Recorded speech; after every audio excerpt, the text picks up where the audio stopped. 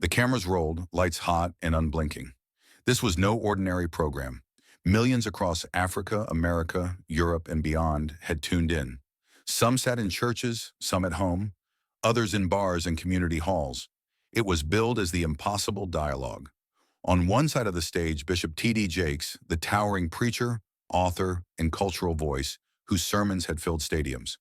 On the other, a man decades younger, yet already shaping history. Captain Ibrahim Traoré, the Burkina Faso president who had become the voice of defiance, the symbol of Africa's new dawn. The world rarely saw such a pairing, a black American pastor carrying the weight of global Christianity, an African revolutionary soldier president carrying the fury and hopes of a continent, hero to millions, threat to empires, yet undeniable in presence. The tension was almost holy. Jake leaned forward. His voice was calm, but every syllable was weighed like stone. Mr. President, I've followed your words on independence, on Africa's right to its future. Your passion burns. But let us step beyond politics tonight. I want to ask you plainly, what does Christianity mean to you and to your people in Burkina Faso? A silence followed, heavy and living. Traoré adjusted his microphone, his gaze not at Jake, but through the camera, into living rooms, smartphones, and churches everywhere. He spoke not as a politician, but as a man bearing testimony. Bishop Jakes, he began, steady, unhurried. Christianity is not foreign to Africa. Long before the missionaries, long before colonizers marched under the cross, we knew the Creator. We prayed, we fasted, we respected the Almighty. But what later came with chains and guns was not faith. It was control. Gas rippled through the audience. Jake raised an eyebrow. The president pressed on. The Christianity introduced to Africa was too often not the Christianity of Christ. It was the Christianity of conquest. They held the Bible in one hand, the whip in the other. They told us, obey your masters, while they looted our land, stole our sons, violated our daughters. They taught us to fix our eyes on heaven while they built their heaven here on our soil. A murmur swept across the crowd. Some nodded fiercely, others stiffened. Jakes leaned back, silent, perhaps testing whether to stop him. Traoré's voice, however, softened. Do not mistake me. I do not reject Christianity. I embrace Christ. But I reject the version baptized in slavery, the version blessed by colonizers. Jesus was not an oppressor. He was not a general of empires. Jesus was a liberator. He stood with the broken, the cast out, the poor. That is the Christ Africa must reclaim, the bishop interjected. So, are you saying the Christianity we have known is false? Traoré leaned forward, his eyes blazing. I am saying this. Christianity without justice is incomplete. A Christianity that preaches salvation, yet tolerates oppression, is not Christ's gospel. A Christianity that commands slaves to obey, but says nothing to masters about repentance. That is not the faith of Jesus.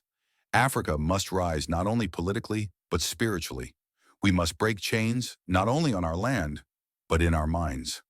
The audience erupted. Social media lit up instantly. Hashtags spread like wildfire. Number Traoré speaks number. Christianity reclaimed number truth and faith. Still, the president was not finished. He lifted his hand, tapping the table for emphasis. In the book of Exodus, God freed Israel from Pharaoh. That story is not dead history, it is prophecy. Every oppressed people can read themselves in it. Africans are not waiting for another Moses. We must be our own Moses. Faith without action is dead. Prayer without justice is noise. If we believe in God, then we must confront every pharaoh of our time, whether crowned, suited, or hidden in systems. Bishop Jakes shifted uneasily. His own sermons had touched liberation, but now he was hearing it unmasked, delivered with fire. Then came the dagger. Bishop, Traoré said, locking eyes, if your preaching does not free the African child from hunger, if your church ignores the farmer whose land is stolen, if your faith cannot protect the mother who dies because hospitals are bare, then your Christianity is entertainment, and Africa has no time for entertainment. We need truth. We need power. We need freedom. The room gasped. Some clapped until their palms hurt. Others sat pale, motionless. Jake swallowed, then whispered, "Mr. President, then what is Christianity to you?" Traore's answer thundered, yet rang with clarity.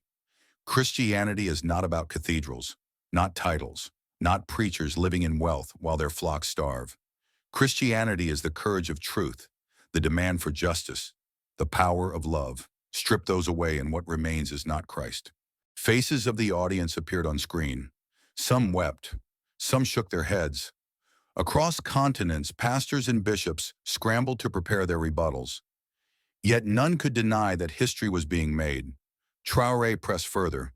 Faith is not an inheritance like land or cattle. It must be chosen, tested, lived. Too many wear Christianity like an ID card. They call themselves Christians, yet their actions deny Christ. In Burkina Faso, when I see churches filled on Sunday, I do not measure faith by songs or offerings. I measure it by how shopkeepers treat their customers on Monday, by whether farmers treat laborers with dignity after praying at the altar. If our Christianity does not transform our societies, then it is religion, and religion alone has never saved anyone. Jake's hands tightened. The president's words were like a blade cutting to the core. When Jesus spoke in Matthew 25, he said, "I was hungry, and you fed me. I was thirsty, and you gave me drink. I was a stranger, and you welcomed me." He never said, "When I was preaching, you clapped. When I sang, you danced." Bishop, many churches today are full of sound, but empty of Christ. Jake exhaled slowly. "You are saying we have majored in the minor." Traore gave a faint smile. "Yes, and let me warn you, if Christianity is to survive in Africa, it must return to Christ, not to colonial versions, not to prosperity idols. If Jesus walked into many of our churches today, would he recognize his message? Or would he overturn our offering baskets as he overturned the tables of the temple?" A chill spread through the hall. Jake's face revealed the weight pressing on him. Traore paced slowly, his voice still rising. "My people tithe while widows remain hungry, orphans uncared for. Churches buy instruments while hospitals have no medicine. Do you see the tragedy? We are feeding the altar while starving the people," Jake whispered. "You are calling us back to Acts 2. The president's face brightened. "Exactly. In Acts, the believers shared everything. No one was in need. That is Christianity. Not the tallest building, not designer suits, not private jets. It is about the largest heart. If revival is to come, it will not come from crusades, not from conferences. It will come when we live as Christ lived." He stopped pacing, laid a hand on Jake's shoulder. "Bishop, the world is watching. They want to know, is Christianity a tool of power or a source of transformation? Our answer must be clear." For the first time, Jake's eyes brimmed with tears. He had counseled kings, advised presidents, yet here was a leader half his age, speaking with prophetic weight. Jake trembled as he spoke. "Mr. President, you have shaken me. You have reminded me of why I began. I did not preach for fame or applause. I preached because Christ saved me. But you are right, we have lost something." Traore nodded solemnly. "Then let us regain it. Let us remind the world that the cross was not gold, but rough wood soaked in blood. Christianity is not entertainment, but sacrifice. That faith can save Africa and the world." The two men fell silent. Sunlight pierced through the windows, casting the stage in gold. It felt as though heaven leaned close. Finally, Jake stood, clasping Traore's hand. "Mr. President, I came to speak to you. But tonight, you have ministered to me. Christianity must return to Christ." Traore smiled faintly. "And when it does, Bishop, the world will witness revival. Not revival of noise and lights, but revival of justice, truth, and love." They prayed. Not the polished kind, but raw, human, trembling. A pastor and a president bowing before the same God.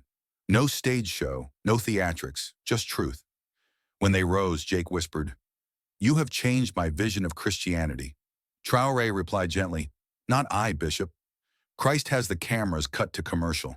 But across the world, conversations had already erupted. WhatsApp groups buzzed. YouTube clips went viral mid-broadcast. Some pastors fumed, others rejoiced. One thing was sure, something had shifted, a fire had been lit, and that, everyone sensed, was only the beginning.